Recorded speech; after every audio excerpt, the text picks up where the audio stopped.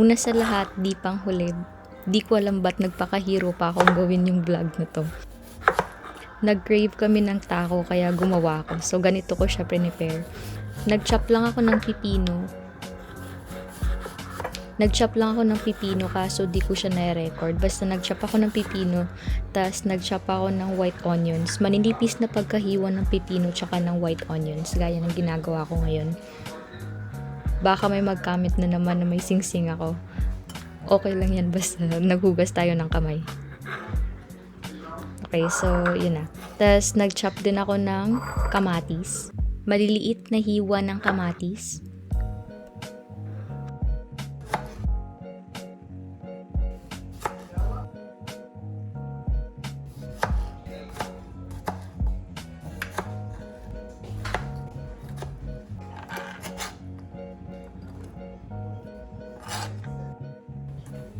Tapos gumamit lang ako ng kalahating kilo ng ground beef.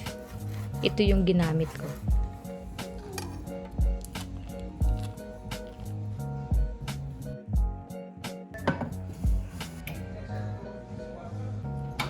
Tapos isalang na natin yung beef sa kiyaha. Sa pan. Sorry.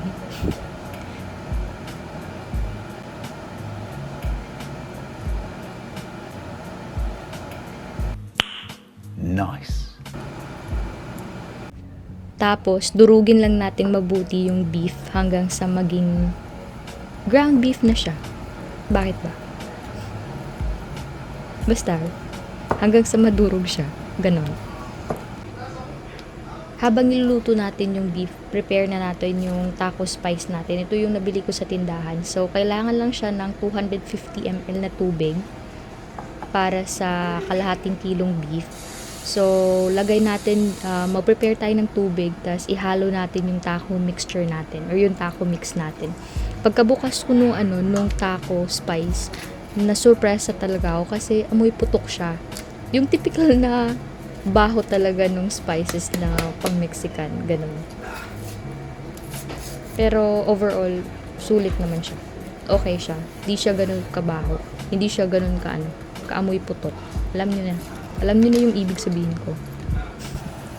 Pagka medyo luto na yung beef, syempre magmamantika siya, diba? Hindi ko alam ba't nagpakahiro na naman ako dito. Kumuha ko ng paper towel, tas naisipan kong ipasip-sip yung oil dun sa paper towel. Pero sobrang dami ng oil, kaya wala.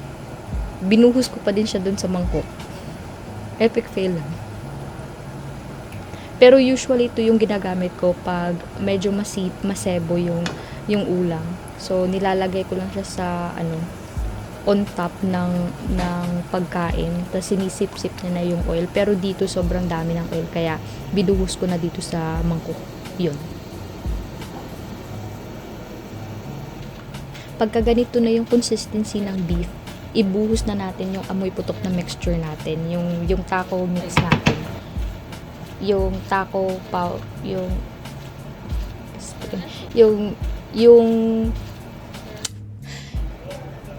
yung taco mixture natin, ito. So, buhos na natin dito sa beef. Lutuin natin siya, isimmer natin siya ng ilang minuto hanggang sa manuot yung flavor. Hanggang sa mag-evaporate yung tubig, tsaka manuot yung flavor sa beef. Yun. Ano should say? Okay, so pag ganito na yung consistency niya, parang giniling na siya ng 7-Eleven na sobrang hirap buksan. Okay na yan, luto na yan. Yung ginamit kong gatas para sa cheese sauce is Carnation evaporated milk. So, binuksan ko na yung lata. Wait. Tabingi siya kaya hindi na ipasok. Okay, medyo mahirap. So, kailangan palang i-push ng mabuti para maipasok. So, lagyan natin ng 2 butas yung lata para madali siyang ibuhos mamaya pagkaluto natin. Ganun. Prepare na tayo ng cheese sauce. So, buhos lang tayo ng mga 3/4 cup siguro na gatas. Yan. Pag nagme-measure ako, mini-measure ko lang siya by heart. Kaya, yun. Mga 3/4 yun. Mga 3/4 to 1 cup siguro. Okay. Tapos, lagyan natin ng 3 pack ng cheddar cheese. 3 kalahati kasi may half pa ako. Pero 3 pwede na yun.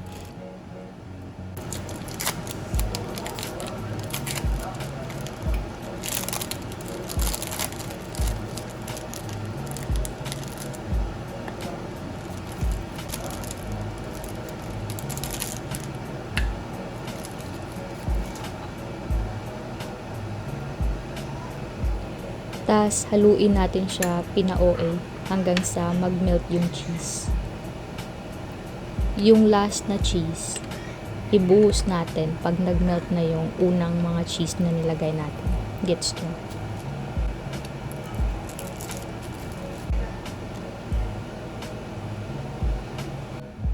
Pag ganito na yung consistency niya, okay na yan. Pag luto na yung cheese sauce, buhos na natin dito sa mangkok. Simutin natin hanggang sa last drop nitong cheese kasi Pinoy tayo, sayang 'di ba? Baka may mag-comment na naman na kinukuskus ko yung teflon gamit yung kutsara. Sorry. Isang hack na natutunan ko para di kagad mapanis yung gatas, yung pagpunit ng cover ng lata. Nakalimutan ko kung kanino ko ito natutunan at kung saan. Basta, pinupunit yung cover ng lata, tas niyuyup siya hanggang magmukhang triangle. Gaya ng ginagawa ko ngayon. Tas pinapasok siya dun sa butas. Para di kagad mangasim yung gatas. So, prepare na natin yung shawarma taco. Yung ginamit kong brand ng tortilla is ito. Kahit anong brand pwede. So, linuto ko lang siya sa pan. Tas, nilagay ko lang yung lahat ng ingredients or lahat ng sangkap na prepare natin kanina dito sa gitna ng tortilla. Last kong nilagay is yung cheese sauce. Tas, kung gusto nyo rin ng garlic sauce, pwede rin kayong gumawa. Pero ako di ko na siya nilagyan kasi sobrang okay na.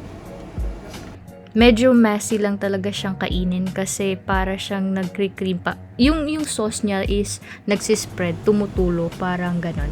Pero overall, sobrang sarap niya. Tsaka try nyo to guys. Yun lang. Thanks and bye.